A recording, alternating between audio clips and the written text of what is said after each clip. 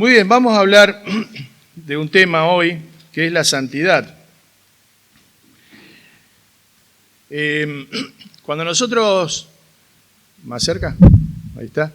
Cuando nosotros pensamos, o cuando el mundo piensa en la palabra santo, viene a la mente el mundo secular, ¿no? Lo primero que quizás venga a la mente son los santos de los cristianos devenidos en católicos, los cristianos que se apartaron de la doctrina bíblica, allá a partir del año 300, y comenzaron a venerar, beatificar o reconocer como santos, como intercesores, como personas especiales para Dios, a algunos que con algunas características de haber hecho algún milagro o cosas así, según ellos, son personas especiales a las que aún se les ora, se les pide y se los tiene casi como amuletos, ¿no es cierto? El santo que lo ponen ahí, el santo de esto, el santo de lo otro. Después tenemos otras acepciones u otras palabras o otras definiciones que nos da el mundo secular, donde se puede pensar en un santo como una persona que es proba, como una persona que es buena, más que proba, ¿no? Una persona que es un santo, es alguien que es bueno, ¿no? Alguien que esencialmente no hace mal a nadie, cae bien a todo el mundo, es un santo. No vamos a entrar en el ámbito futbolístico, porque ahí los santos son otra cosa, pero la Biblia define la santidad de otra manera, una cosa totalmente distinta a esto. Y si nosotros que no vamos a basar ahí el estudio, hoy vamos a ver la santidad eclesiástica y los peligros que atentan contra esa santidad. Pero si nosotros vamos a la carta de Primera de Pedro, a la epístola de Primera de Pedro, en el capítulo 1, Dios nos va a decir algo con relación a la santidad. Y en el versículo 13, cuando comienza a hablarnos de ser sobrios, de estar ceñidos nuestros lomos, de ser obedientes, en el versículo 14, luego remata o va al punto y dice en el versículo 15, sino como aquel que os llamó es santo, sed también vosotros santos en toda vuestra manera de vivir. Porque escrito está, sed santos, porque yo soy santo. Y si invocáis por Padre a aquel que sin acepción de persona juzga la obra de cada uno, conducíos en temor todo el tiempo de vuestra peregrinación, sabiendo que fuiste rescatado de vuestra vana manera de vivir, la cual recibiste de vuestros padres, no con cosas corruptibles como oro o plata, sino con la sangre preciosa de Cristo, como de un cordero sin mancha y sin contaminación, ya destinado desde antes de la fundación del mundo, y sigue. Allí entonces se nos dice que sobre la base de lo que antes viene diciendo, de que nosotros tenemos que ser distintos, escudriñar, pensar de dónde venimos, entonces nos dice, sed santos porque Dios es santo, porque el que nos llamó es santo, porque yo soy santo, dice la palabra de Dios. Hay algunas definiciones de santo o de santidad que podemos encontrar en diferentes ámbitos, pero por ejemplo una definición del Opus Dei, que es una asociación del catolicismo que mencionaba antes, dice sinónimo de bienaventurado, dichoso, feliz. La santidad es el don de Dios que colma todas las aspiraciones humanas. Es la plenitud de la vida cristiana que consiste en unirse a Cristo, aprendiendo a vivir como hijos de Dios con la gracia del Espíritu Santo y viviendo la perfección de la caridad. Es una definición religiosa, ¿no es cierto? Algunas cosas que tiene esta definición pueden ser ciertas, pero no se ajusta totalmente a la Biblia. Luego, inclusive, otra definición de Wikipedia, hablando en cuanto a esto de la santidad de personas reconocidas, mal reconocidas como personas especiales, en este sentido, dice, los santos son considerados modelos de santidad a ser imitados y como una nube de testigos que fortalecen y alientan al creyente durante su viaje espiritual. Los santos son considerados hermanos mayores en Cristo. Los credos anglicanos oficiales reconocen la existencia de los santos en el cielo, como lugares especiales. Luego otro dice, en la creencia cristiana, un santo es una persona que se reconoce un grado excepcional de santidad, semejanza o cercanía a Dios. Y la última definición que tengo acá dice, es perfecto y libre de toda culpa. De estas últimas dos definiciones, fíjense que dice que es habla de una persona que está cercana a Dios. Y ahí ya nos estamos acercando a la definición bíblica o viendo lo que Dios nos quiere mostrar en cuanto a la santidad. Porque la palabra de Dios dice, sed santos, sobre la base de que yo soy santo, porque yo soy santo. Entonces, si estamos vinculados a Dios y estamos en una comunión con Dios, necesariamente para sostener esa comunión debemos ser santos. Y esa santidad implica que cuanto más cerca de Dios estoy, en mayor santidad estoy y más alejado del pecado estoy. Es interesante que Dios llama y recomienda y compele a todos nosotros a estar alejados del pecado. Y a veces enseña, y está bien enseñado, pero para mí falta una parte, que el problema del pecado es que ofende a Dios, y eso es verdad. Es errar al blanco, es no vivir una vida que agrade a Dios, sino que lo estamos ofendiendo, eso es todo verdad. Pero ¿por qué lo ofende a Dios? ¿Por qué el pecado está mal visto o está condenado por Dios? Porque destruye al mismo ser humano. Recuerden que una de las perfecciones básicas de Dios o principales, si así se pudiera decir, porque son todas de la misma calidad, de la misma pureza, es el amor. El amor es quizás el rector en la persona de Dios, es lo que moviliza a Dios, es lo que, entre comillas, porque no hay nada que lo condicione, pero para ponerlo en términos humanos, condiciona a Dios en su accionar. De tal manera que cuando Dios, lo hablábamos en la Cena del Señor, cuando el Señor decide crear al hombre, decide crearlo con libre albedrío, sabiendo que iba a pecar. ¿Por qué lo hace así? ¿Por qué no hace otra creación? Probablemente porque sea la mejor manera donde Él puede expresar toda la magnitud de su amor. Porque amar a quien está en acuerdo, a quien agrada, no es difícil. Amar a quien no tiene ninguna característica para ser amado, ahí es donde se demuestra la verdadera magnitud de Dios. Y Dios nos permite a nosotros que decidamos, nos alejamos de Él, nos convertimos en pecadores, y Dios nos mira y no hay nada en nosotros por lo que merezca ser amado. No hay nada que Dios pueda rescatar de nosotros. Y en esa perdición absoluta, en estar envuelto en ese lodo cenagoso del pecado, Dios decide amarnos expresando de esta manera la magnitud del amor de aquel que ama solo como Dios, de aquel amor de Dios, donde viene en beneficio de la otra persona. Dicho de otra manera, Dios, y otra vez entre comillas, porque Dios es autosustentable, no, sino que es, no me acuerdo cómo es la palabra, pero que es todo en sí mismo, no necesita de nada, pero en cierta manera Él quería o necesitaba en el sentido de querer expresar su amor, porque Dios es amor. Así que en esta creación en nosotros, Él puede expresar esta magnitud del amor. En ese expresar esta magnitud del amor hacia nosotros, Dios nos mira, ha preparado todo para que no pequemos, para que podamos vivir sin pecado. Pecamos, nos rescata, nos capacita con el Espíritu Santo para poder vivir sin pecar. Ustedes saben que nosotros podríamos vivir sin pecar, ¿no es cierto? Somos pecadores, no podemos dejar de pecar. Sí, es verdad. Pero en la guía del Espíritu Santo, cuando nosotros estamos llenos del Espíritu Santo, no pecamos, no podemos pecar. Se peca cuando se quiebra la llenura del Espíritu Santo. Porque cuando está lleno del Espíritu Santo, el Espíritu Santo está en la guía completa de la persona. Por lo cual no peca. Se peca, gracias Simón, se peca cuando rompemos esa llenura del Espíritu Santo. Por lo cual Dios nos mira y nos creó con la posibilidad de no pecar, pecamos, nos rescata, nos capacita para no pecar, y volvemos a pecar y nos rompemos a nosotros mismos, nos destruimos a nosotros mismos.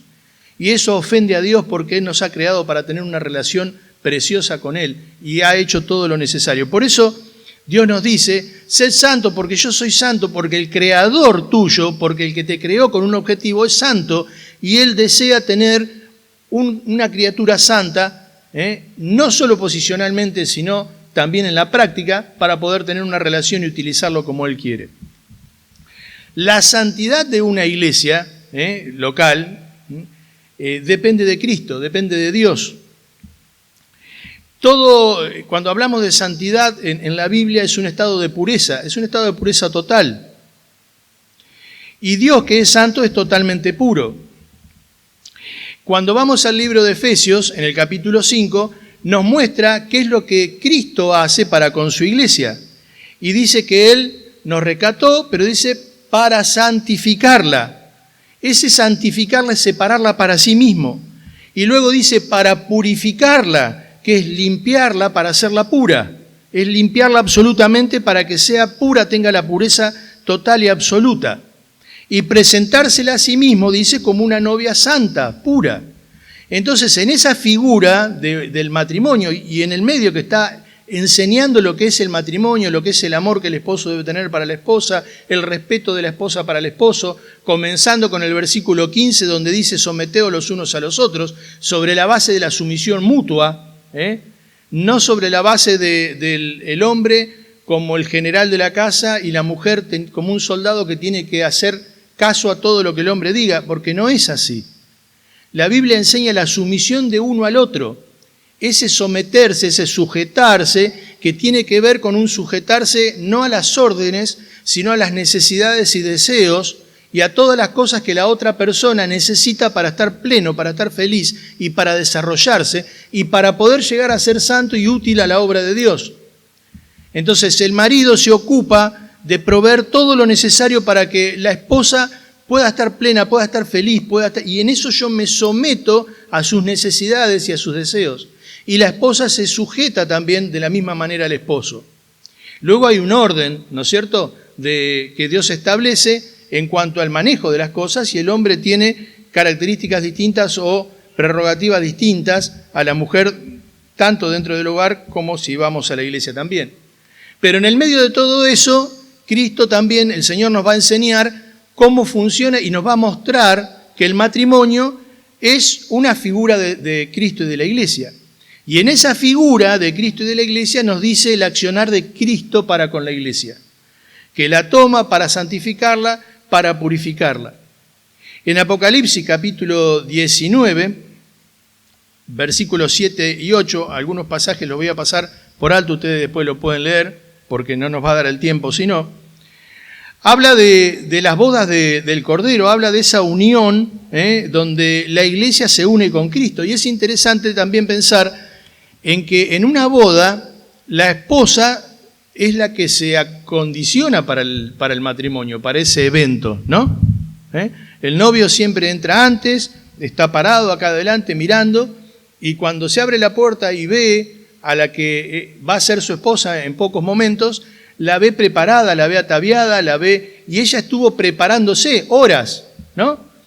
Quizás meses antes, eligiendo el vestido, buscándolo, después va horas a la peluquería. Yo no sé por qué le tienen que pasar tantas veces el peine para peinarla, pero está horas, ¿no es cierto? Nosotros hacemos así, nos peinamos y nos vamos, y ellas están horas, que el rulo, que esto, que lo otro, y que el tul, y toda la cosa, y llega el momento donde la novia se preparó para ese momento.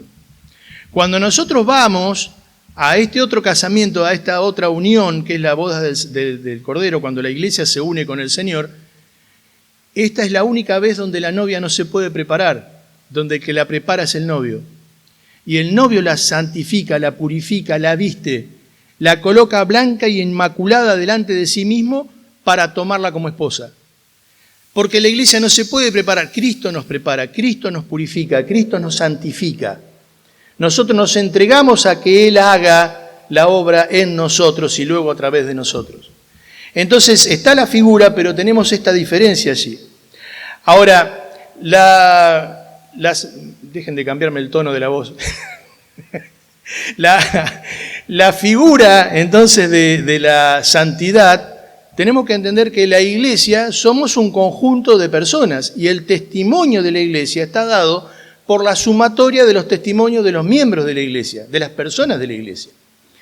Por eso que a veces, lamentablemente, cuando hay uno o dos que hacen alguna acción indebida en la comunidad, señalan, es de esa iglesia, en esa iglesia pasa esto o lo otro.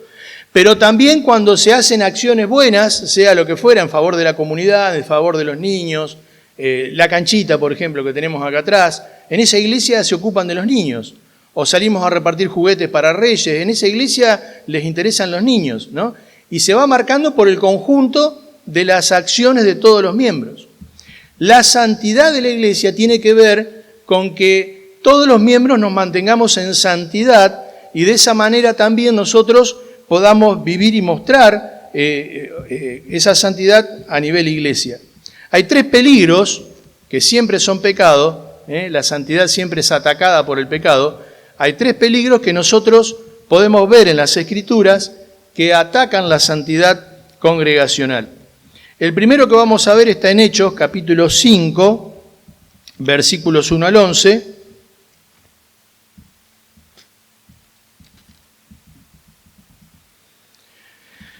Y tenemos acá el caso de Ananías y Zafira.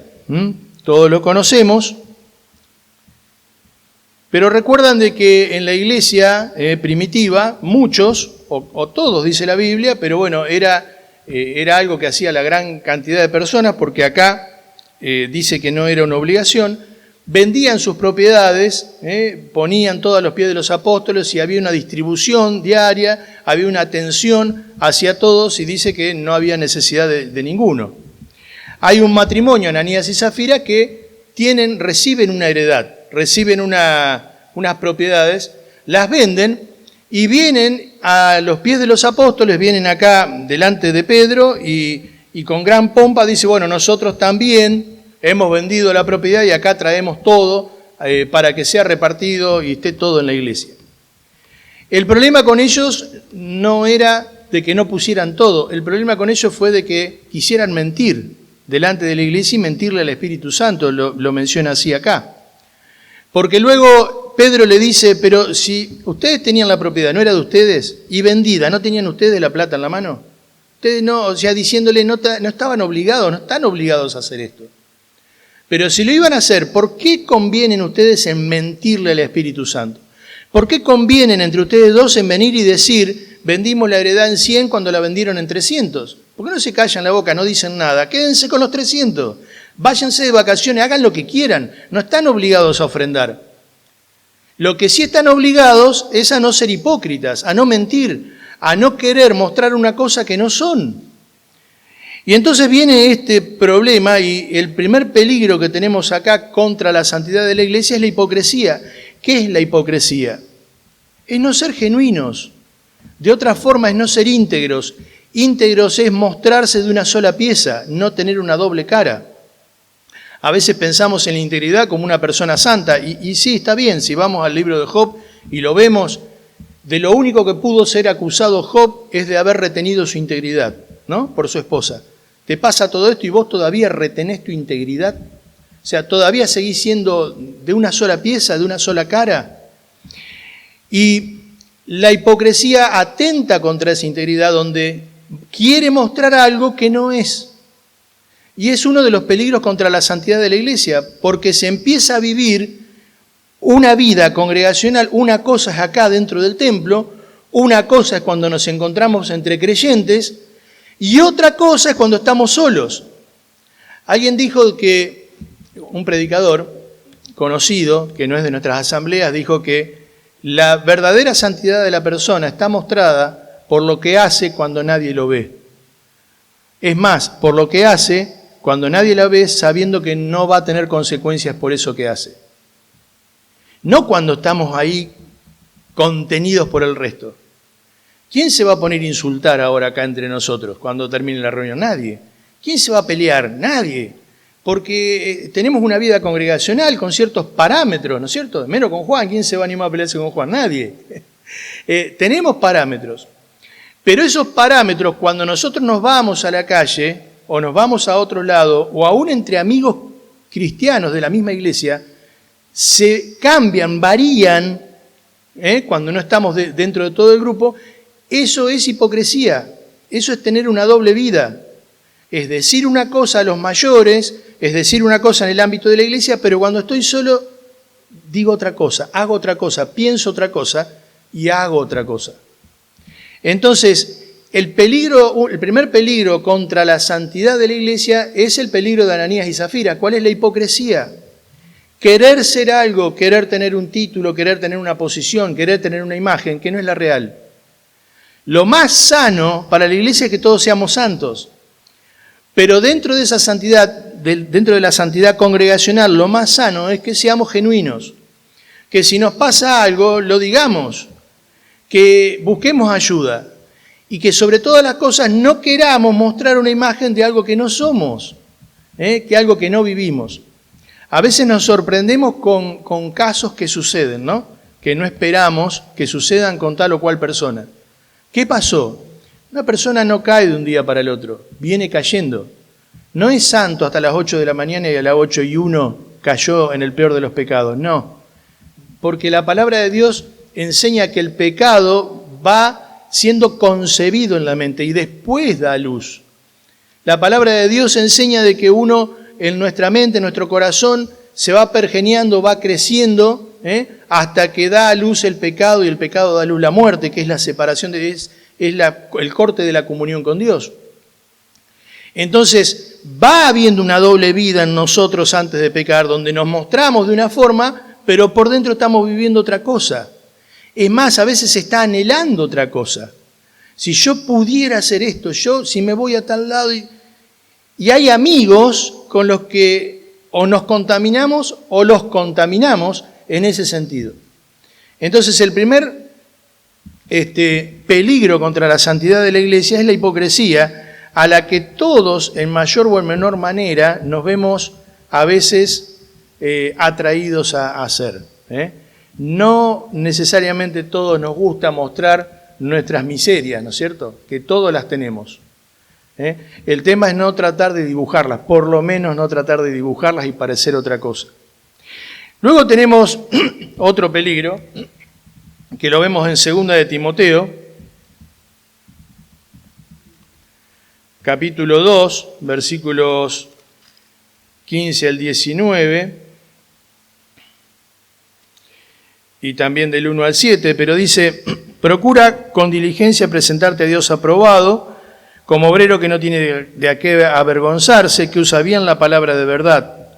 Mas evita profanas y vanas palabrerías, porque conducirán más y más a la impiedad. Y su palabra carcomerá como gangrena, de los cuales son Himeneo y Fileto, que se desviaron de la verdad, diciendo que la resurrección ya se efectuó, y trastornan la fe de algunos.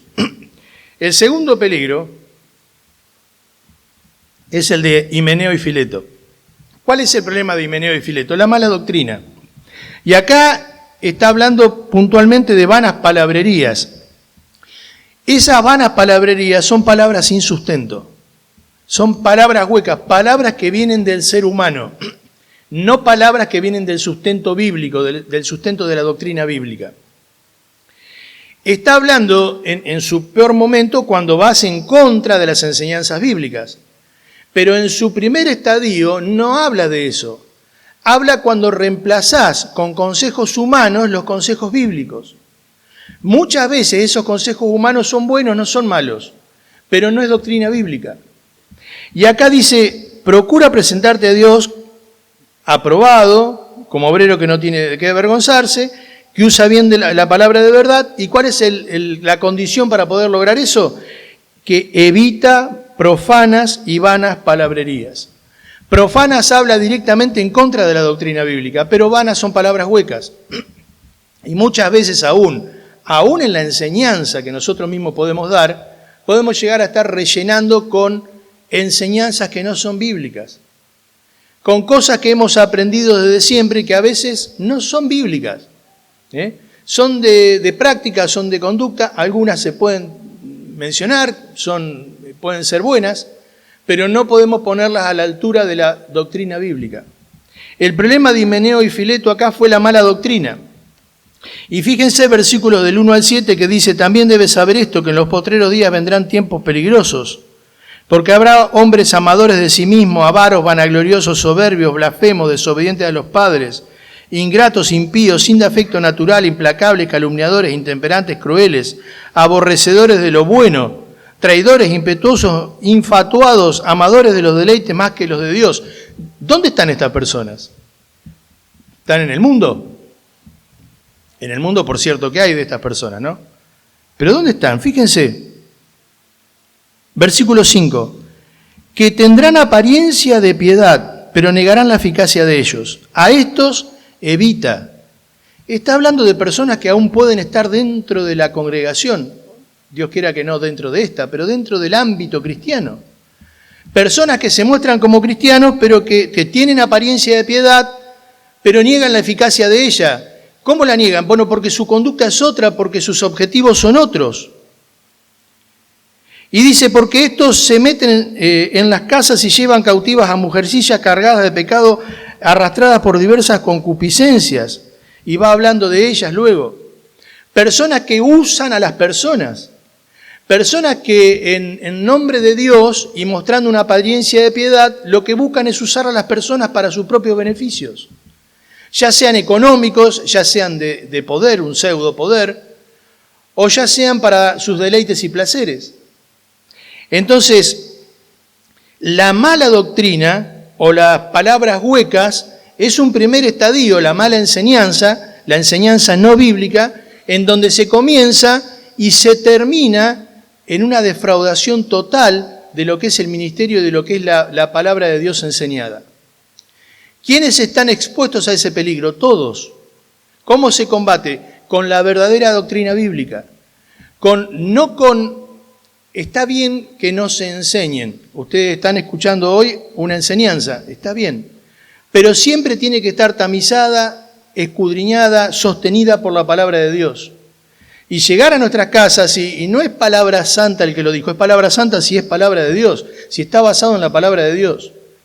Entonces yo no me puedo alimentar solamente de lo que me dan. Tengo que ver que la comida no esté contaminada. Tengo que ver que la enseñanza sea verdaderamente bíblica. Y para eso necesito llegar a mi casa y repasar los versículos, repasar los temas y tratar de escudriñar y ver qué es lo que realmente dice la palabra de Dios. No vamos a entrar en hermenéutica, ni en cómo se estudia la Biblia, ni en métodos de estudio bíblico, pero la interpretación de la palabra de Dios es una. La aplicación puede ser varias, pero la interpretación es una, no hay más de una interpretación. Lo que dice, dice. Creemos en la interpretación textual, verbal, plenaria de la palabra de Dios. Entonces, lo que dice ahí, dice a menos que esté aclarado que es un lenguaje, ya sea un lenguaje profético, un lenguaje apocalíptico, un lenguaje figurado, pero nosotros no creemos en la interpretación alegórica. La interpretación alegórica lo que hace es tomar un pasaje y libremente darle la interpretación que queramos, ¿no? Porque esto quiere decir, entonces hay tantas interpretaciones como lectores de la Biblia hay. Eso no es bíblico. La interpretación es literal. Lo que dice la Biblia en su contexto, en su tiempo, por eso hay que analizar a quién se lo está diciendo, para qué se lo está diciendo, en qué dispensación, en qué tiempo. Hay un montón de cosas que uno tiene que ver, pero la interpretación es una. Y la Biblia es tan profunda, es tan vasta, porque es la palabra de Dios, que tiene aún diferentes capas, profundidades en una misma enseñanza, en un mismo versículo. Y en unas primeras capas, las primeras enseñanzas, si somos literales, podemos entenderla, por más nuevo que seamos o indoctos en la palabra de Dios, la vamos a entender. No necesitamos que, sí, a veces es útil, es bueno que alguien te lo explique, pero si orando al Señor te pones a ver bien la Biblia, vas a poder aprender de la Biblia. Luego hay diferentes niveles más profundos donde empezás a tener que ver otras cosas para poder entenderlo, ¿no es cierto? Y ahí necesitas más tiempo de estudio. Pero la palabra de Dios debe ser interpretada literalmente, y eso es la sana doctrina, no alegóricamente, no poniéndole la interpretación que uno pueda querer. Puede haber argumentos agradables y convincentes, pero que en el fondo intentan seducir o engañar. Ustedes fíjense, hoy cada vez más en boga, gracias a Dios, cuando yo era un poco más chico, un poco más joven, hace unos, 40 años atrás, llegó un momento donde casi la palabra evangélico era cuestionada, ¿no? Porque habían empezado a surgir estos pseudo pastores, estas pseudo iglesias, que prometían un montón de cosas y que la gente se daba cuenta que lo único que hacían era que estaban timando a la gente, ¿no? Acá hubo algunas iglesias que después desaparecieron de esas. Con el tiempo fueron tan obvios, que hoy nosotros, no sé si algunos vieron el pastor que saluda desde un yate, que anda dando vuelta con sus anillos de oro y saludando. Es tan obvio que son delincuentes devenidos en evangélicos, en pseudoevangélicos, que ya la gente, el inconverso, logra diferenciar fácilmente el creyente genuino del que no lo es. Pero hay muchos de esos grupos que pueden tener un hilo muy finito, que lo que hacen son más bien discursos motivacionales, con alabanzas emocionales, que tratan de manejar la alabanza. Yo no digo que uno no se emocione en una adoración, en una alabanza, porque las letras muchas veces hablan de la obra que el Señor hizo por nosotros y es válido, está muy bien que uno lo exprese. Ahora, que desde el púlpito se quiera manejar la emoción para luego ir a un acto motivacional y lograr obtener del público, de esa congregación, cosas para sí mismo, eso es condenado por la Biblia. Y muchas veces nosotros vemos, más que mensajes, sobre todo ahora con internet, más que mensajes bíblicos, discursos motivacionales, donde todo lo podés, donde va todo para adelante, donde, no sé, Dios te va a llenar de plata, Y la Biblia dice de que sí, que Dios te va a bendecir, pero también te dice, en el mundo tendréis aflicción. Entonces, la vida no es siempre color de rosas. Está buena porque Dios te contiene, porque el Señor te provee, porque el Señor te bendice, porque el Señor te cuida, pero en el mundo tendréis aflicción. A veces vamos a pasar dificultades y cosas que no entendemos y que no podemos resolver.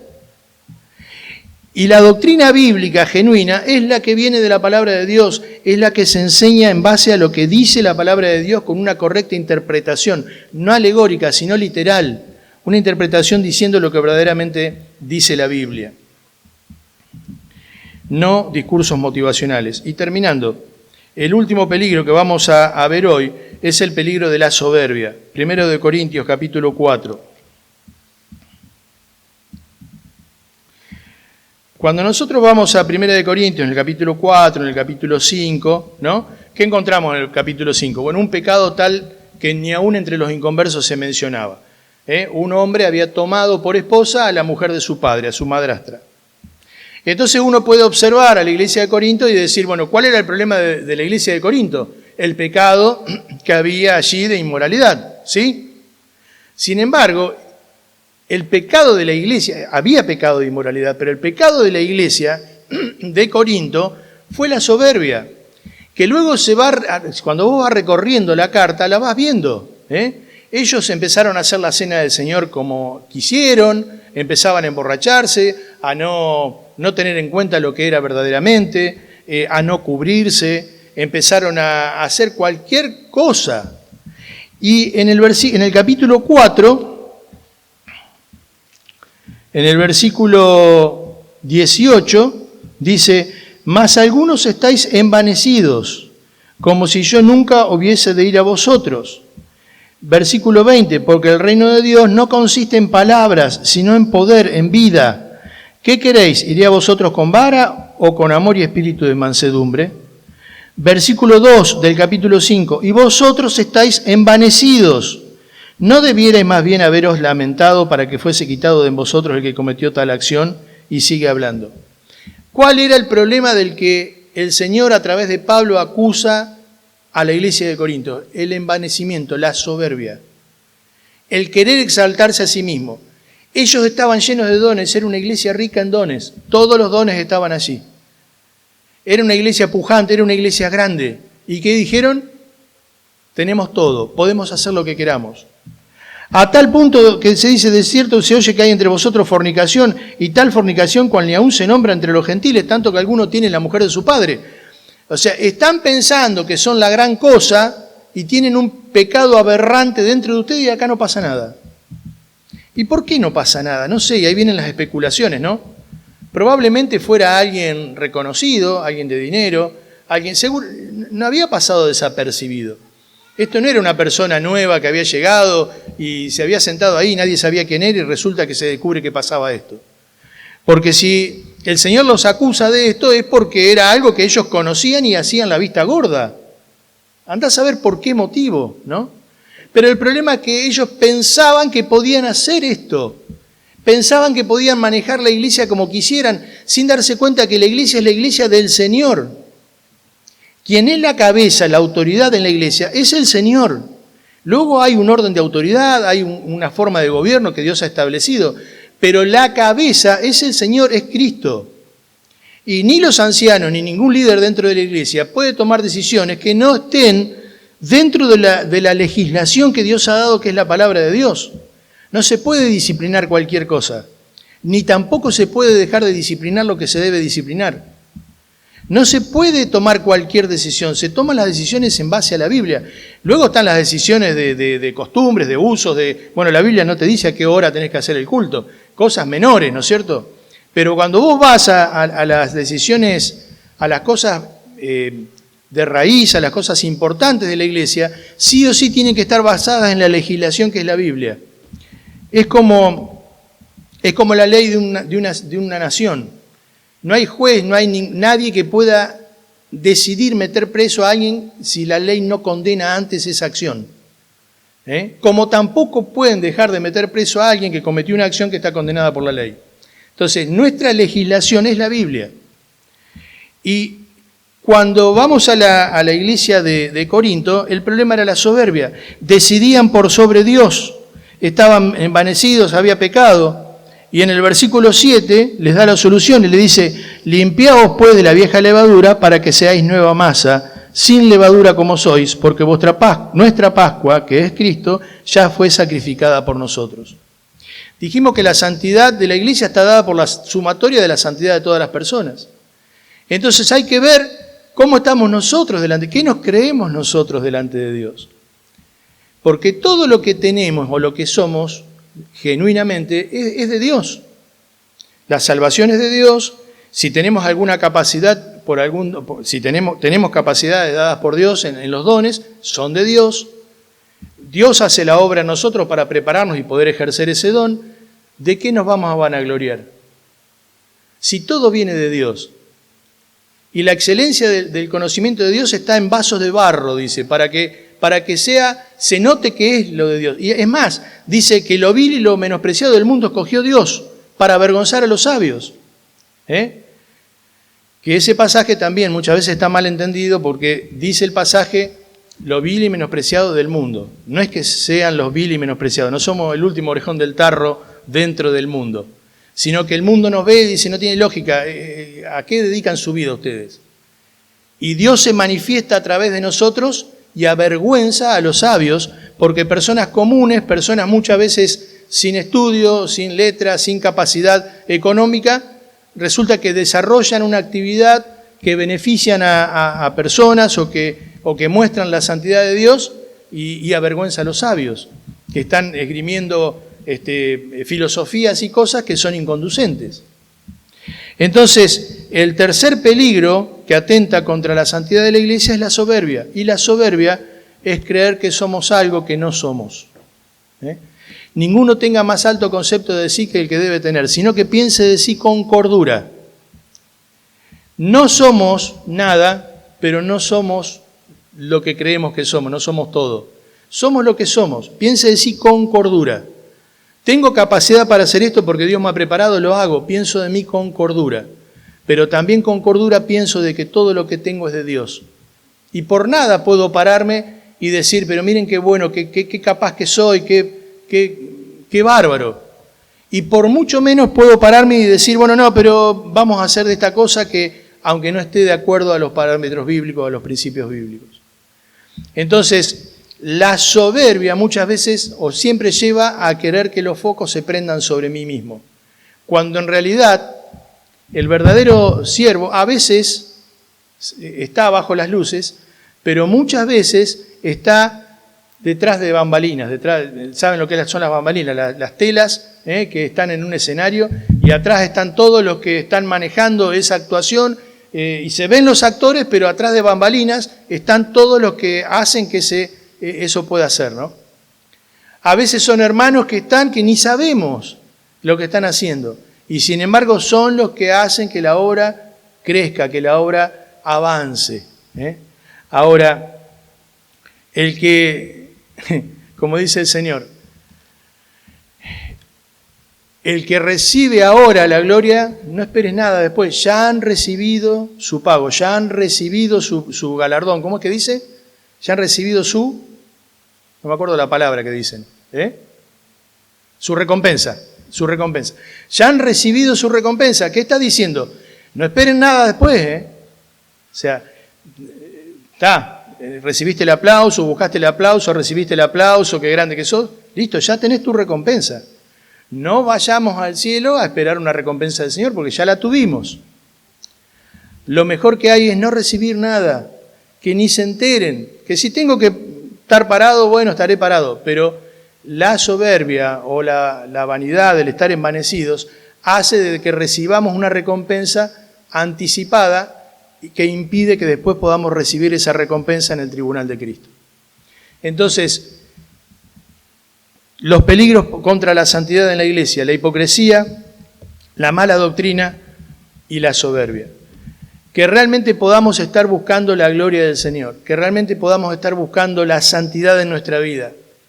Que no tengamos una doble vida, una cosa es lo que digo y lo que muestro cuando estoy en la congregación, en el retiro o lo que fuera, y otra cosa es lo que pienso por dentro, lo que vivo, lo que hay en mi corazón, lo que hablo con algún amigo o amiga.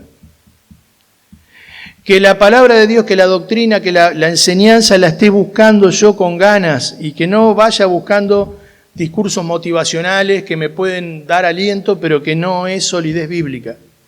Y que realmente busque la gloria de Dios, que la obra avance, y si yo paso desapercibido, mejor todavía. Juan decía, es necesario que Él crezca y que yo mengüe. Que cada vez se vea más majestuoso y más grande Cristo, y yo cada vez más chiquito y escondido detrás de Cristo. Que el Señor nos ayude a conducirnos de esa manera, para que realmente la obra pueda crecer y para que nosotros podamos aprovechar nuestra vida. El Señor bendiga su palabra.